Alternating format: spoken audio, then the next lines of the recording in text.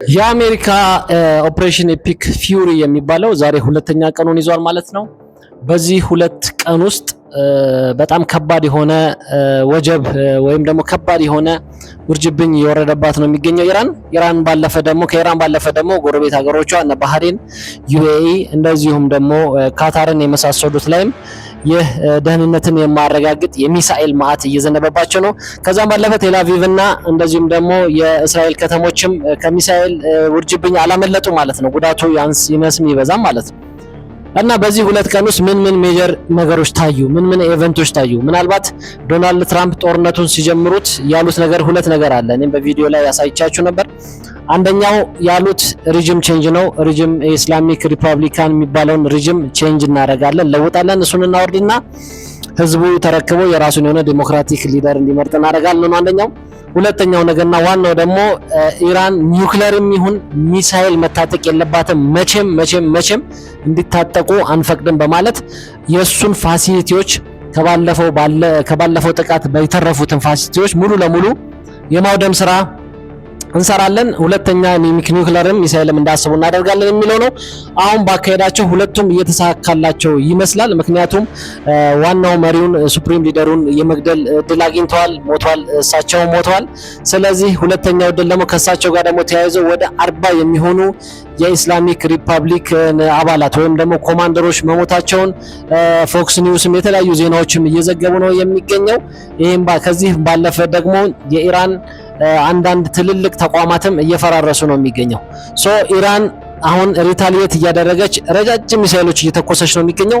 ግን ይሄ እስከ መቼ ነው የሚባለው ዋናው ጥያቄ እስከ መቼ ነው? ምክንያቱም አሜሪካ፣ እስራኤል፣ እንግሊዝ ሆነው በአንድ ሳይድ ይህንን ጥቃት እያቀነባበሩትና እያገራሯጡት ይገኛሉ። ኢራን ግን ተጠቂ ሆና በተለየ ሁኔታ ደግሞ እየተጠቃች ባለችበት ሁኔታ ይህን የሚሳኤል ራሱ የመተኮስ አቅም ይኖራታል ከ3 ቀን ከ4 ቀን ከሳምንት በኋላ የመተኮስ አቅም ይኖራታል ወይ የሚለው ራሱ በጣም አጠያቂ ጥያቄ ነው ማለት ነው።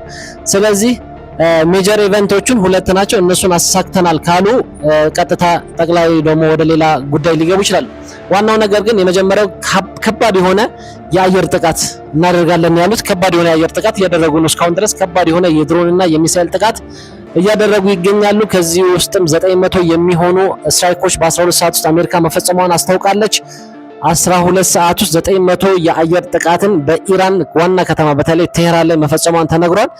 ይህ ሲያልቅ ደግሞ ልክ ኦፕሬሽኑ የአየር ጥቃቱ በእስራኤልም በአሜሪካንም በኩል ሲጨርሱና ዋና ነገሮችን ዋና ፋሲሊቲዎችን አውደመናል፣ ዋና ጄኔራሎችን ቶፕ ጄኔራሎችን ገድለናል ካሉና ካበቁ በኋላ ቀጣይ ስቴፓቸው የሚሆነው ወደ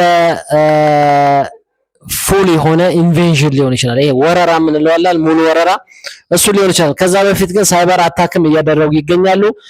የተለያዩ የኢራን ስቴት ሚዲያዎች እንደዚሁም ደግሞ ከውጭ ሆኖም ሀክ እየተደረጉ ኔትወርክ የሚሰሩበትንም ኮሚኒኬሽን ሴክተራቸውንም ሀክ በማድረግ ኢነርጂ የሚሰጠውንም የተለያየ ኤሪያውን ብቻ ኮሚኒኬሽኑን ከት ለማድረግ እየሰሩ እንደሚገኙና ቅድም የወጣ ዜና ደግሞ ሳይበር አታክ ኢራን ላይ እየተፈጸመ እንደሆነ የሚያሳይ ነው ማለት ነው።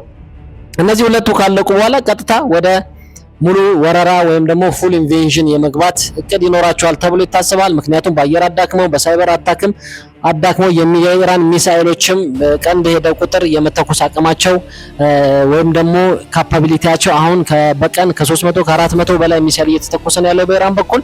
ይህ እየቀነሰ መሄዱ አይቀርም ቀን በሄደ ቁጥር። ምክንያቱም አሜሪካኖች በውስጥ ሰላይ ነው ይህን ስራ የሰሩት። የአያቶላው መገደልም ምክንያት ውስጥ አብሮ የነበረ የሲአይኤ ዋና እንደዚሁም ደግሞ ከሞሳድ ጋር የሚሰሩ ዋና ሰዎች አብረው የኢራን ሪቮሉሽን ጋርድ ውስጥ እንዳሉ እየተነገረ ነው። እነሱ ነው የአያቶላውን መኖር የአያቶላውን እዛ መቀመጥ ለእስራኤልና ለአሜሪካን እያሳወቁና ስትራይኩ እንዲጀመር ትዕዛዝ እየሰጡ የነበረው ተብሏል። ስለዚህ ኢራን ሙሉ ለሙሉ በሚል ደረጃ በሰላዮች ተሞልታለች ማለት ነው። እና ይሄ ለኢራን በጣም ከባድ ነው። ሙሉ ወረራ ሲሆን ግን ከዚህ ባለፈ ጥቃቶችም ወደ ጎረቤት ሀገር የሚደረጉትም ጥቃቶች በኢራን በኩል ሊቆም ይችላሉ። ካለዛም ደግሞ ሰርፕራይዝ የሚያደርጉን ነገር ደግሞ ካለ የተለየ የጦር መሳሪያ ሊያሳዩንም ይችላሉ ማለት ነው። ኢራናውያን ደግሞ ሪያቸውን ሞት ሀዘን ውጠው ለበቀል እየተዘጋጁ ይመስላል። በተለያየ የዓለም ክልልም ይህ እየተቀጣጠለ ነው የሚገኘው። ቻይናና ሩሲያም ደግሞ ድምጻቸውን የማሰማት አቅም እያገኙ ይመስላሉ። ምክንያቱም ቭላዲሚር ፑቲን እንዳሉት ይህ ዓለም አቀፍ ሕግን የጣሰ በዓለም አቀፍ ሰላምና ለዓለም አቀፍ አንድነት የሚያሰጋ ተግባር ነው አሜሪካና እስራኤል እየፈጸሙ ያሉት በማለት ወቅሰዋል ማለት ነው። ከወቀሳ ባለፈ ግን ምን ይገኛል የሚለው ወይ ደግሞ ምን ያገዛሉ የሚለው እየተጠበቀ ነው የሚገኘው። እስካሁን ያለው ነገር ግን ለአሜሪካና ለእስራኤል ጥሩ የሆነ አካሄድ ይመስላል፣ ሁሉ ነገር በአንድ ላይ ስናየው ማለት ነው።